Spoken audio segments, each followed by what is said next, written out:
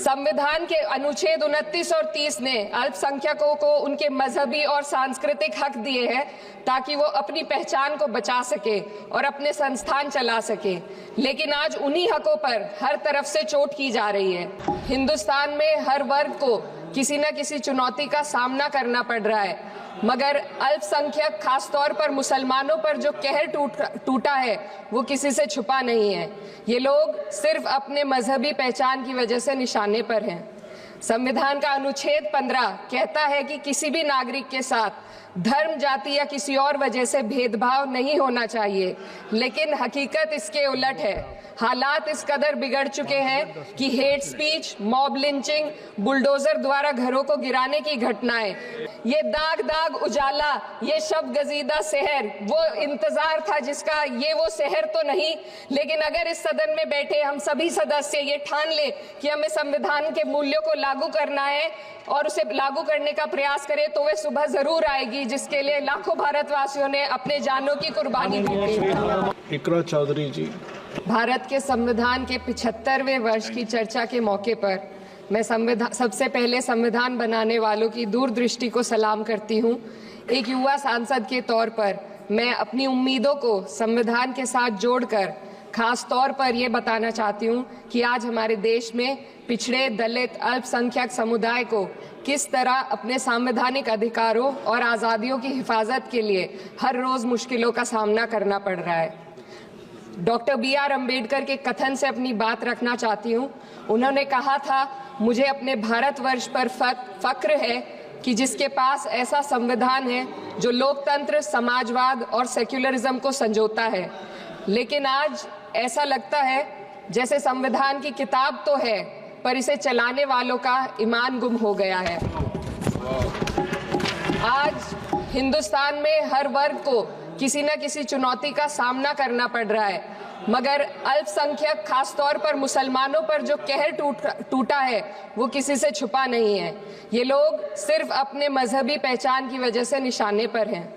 संविधान का अनुच्छेद 15 कहता है कि किसी भी नागरिक के साथ धर्म, जाति या किसी और वजह से भेदभाव नहीं होना चाहिए, लेकिन हकीकत इसके उलट है। हालात इस कदर बिगड़ चुके हैं कि hate speech, mob lynching, bulldozer द्वारा घरों को गिराने की घटनाएं आम हो गई हैं, खास तौर पर उत्तर प्रदेश में, जहां ऐसा लगता है जैसे कानून के नाम पर जंगल राज चल रहा हो।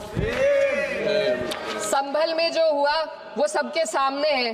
पुलिस के संरक्षण में निर्दोष लोगों की हत्या की गई और सरकार ने चुप्पी साध ली। अल्पसंख्यकों पर हिंसा बढ़ती जा रही है, मगर सत्ता में बैठे लोग या तो आंखें मूंदे हुए हैं या फिर इन घटनाओं को बढ़ावा दे रहे हैं। हद तो तब हो जाती है जब न्यायपालिका की बात भी अनसुनी कर दी जाती है। सुप्रीम कोर्ट ने मॉब लिंचिंग पर 11 सूत्रीय निर्देश जारी किए थे। इसमें साफ कहा गया था कि राज्य सरकारें और पुलिस इस तरह की घटनाओं को रोकने और दोषियों पर सख्त कार्रवाई करने के लिए जिम्मेदार है, लेकिन आज भी इन निर्देशों पर अमल नहीं हो रहा है।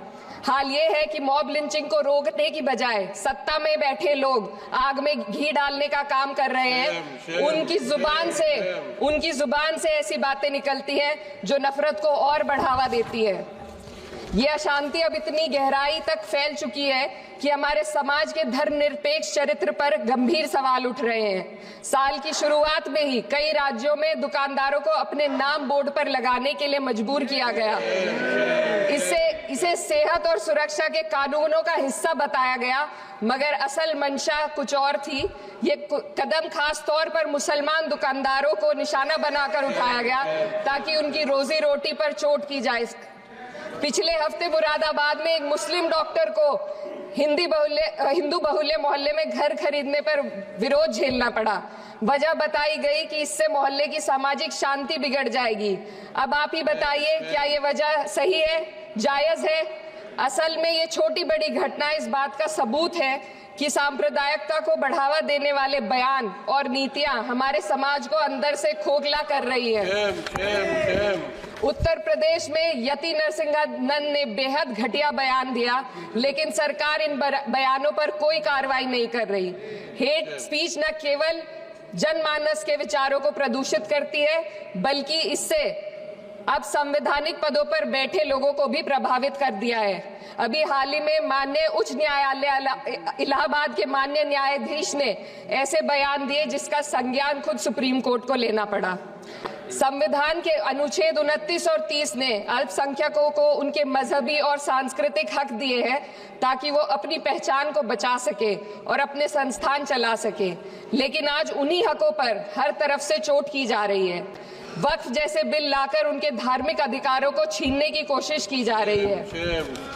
आज अल्पसंख्यक समुदाय को संविधान द्वारा दिए गए अपने बुनियादी अधिकार पाने के लिए लंबी लड़ाई लड़नी पड़ रही है। ऐसे कई मामले अदालत ने न्याय देकर संविधान की रक्षा की है, लेकिन अदालती प्रक्रिया में जो समय लगता है उसकी वजह से देश के सामाजिक ताने बाने को भारी नुकसान उठाना पड़ता है। मिसाल के तौर पर इलाहाबाद हाई कोर्ट ने 2004 के मदरसा एक्ट को रद्द कर दिया था, जिससे मदरसों के संचालन पर सवाल उठे। हालांकि सुप्रीम कोर्ट ने बाद में इस फैसले को पलट दिया और एक्ट को वैध करार दिया, लेकिन इस प्रक्रिया में जो समय लगा उसने अल्पसंख्यकों को बेचैनी और संघर्ष के दौर में डाला है। इसी कड़ी में प्लेसेस ऑफ वर्शिप एक्ट 91 भी आता है और कई अन्य अधिकार, उन्हें भी इसी तरह अदालती लड़ाइयों में उलझाया जा रहा है। ये स्थिति न केवल अल्पसंख्यकों के अधिकारों की राह में रुकावट है, बल्कि justice delayed is justice denied जैसी कहावत को सिद्ध करती है। मैं इस सदन से दुनिया भर के अल्पसंख्यकों की आवाज उठाना चाहती हूँ, खास तौर पर हमारे पड़ोसी देश बांग्लादेश में अल्पसंख्यकों के साथ जो हो रहा है वे दिल को गहरे तक चोट पहुंचाने वाला है। उनकी जान माल की हत्या की जा रही है। बांग्लादेश हो या हिंदुस्तान हो या कोई और देश, अल्पसंख्यकों की सुरक्षा, इज्जत और अधिकारों की हिफाजत हर सरकार की सबसे पहली जिम्मेदारी होनी चाहिए।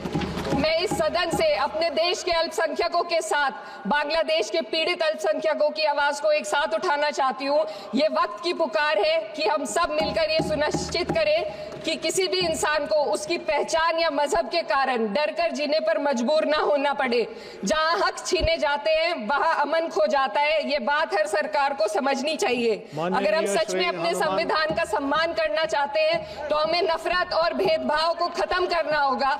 हमें ये दिखाना होगा कि ये मुल्क हर वर्ग, हर जाति, हर धर्म और हर समुदाय का है, और जब तक ऐसा नहीं होगा तब तक संविधान की आत्मा सिसकती रहेगी। सर, अपनी बात को खत्म करते हुए मैं एक शेर अर्ज करना चाहती हूँ। ये दाग दाग उजाला, ये शब गजीदा शहर, वो इंतजार था जिसका ये वो शहर तो नहीं। लेकिन अगर इस सदन में बैठे हम सभी सदस्य ये ठान ले कि हमें संविधान के मूल्यों को लागू करना है और उसे लागू करने का प्रयास करें, तो वह सुबह जरूर आएगी जिसके लिए लाखों भारतवासियों ने अपने जानों की कुर्बानी दी थी।